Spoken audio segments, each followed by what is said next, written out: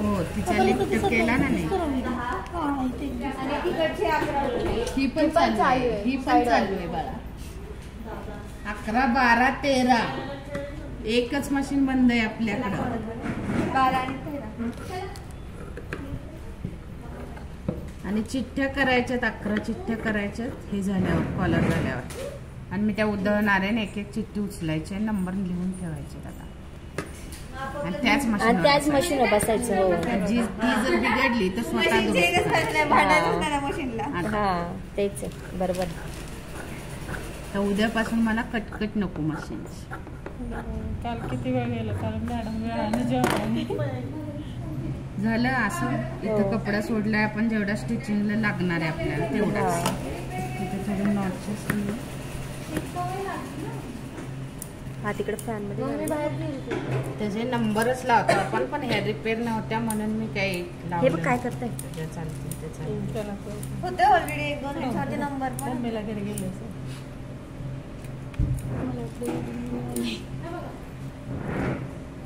बघ ना बाळा, बघ बघ बघ काय करतात बघ. आणि तुमच्या सगळ्या मशीन मध्ये दोष नसतो. तुमच्या बॉबिन केस चांगल्या नाहीत, काही काहींच्या डुप्लिकेट आहेत म्हणून मशीन चालत नाही. ओरिजिनल म्हणताना ओरिजिनल मशीनच्याच दुकानातून आणायला लागणार तुम्हाला. माझी मशीनची ते जे देतात ना दुकानाले ते डुप्लिकेट देतात बॉबिन केस, मग चालत नाहीत मशीन. सगळा दोष मशीनला नाही लागत. बरोबर. डबे पण खराब असतात. 45-50 डबे 50 रुपये. चांगली तुम्ही नावेवाल्यांकडून किंवा मग जे मशीनचे दुकानवाले आहेत ना त्यांच्याकडूनच कंपनी बघूनच आणायची. तर डबल पाटला तर हाया कंपनीचीच लागते तरच ती चालते मशीन, नाही तर चालतच नाही. हे बघा झाली रेडी कॉलर आपली. लावायची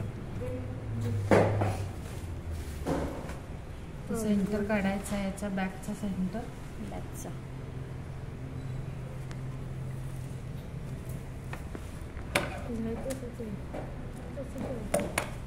याचा सेंटर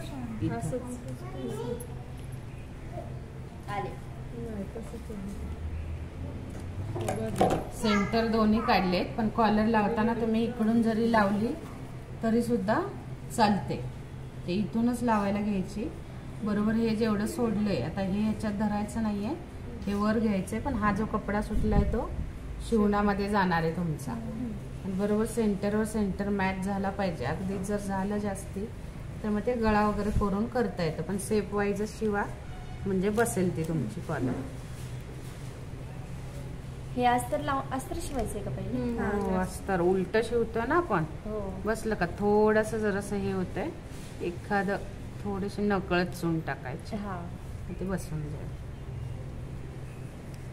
पण इथं शिवताना प्रॉपर हे शिवण तुमचं हे जिथं हे सुटले तिथं प्रॉपर शिवण झालं पाहिजे. असं शिवणार का? हो.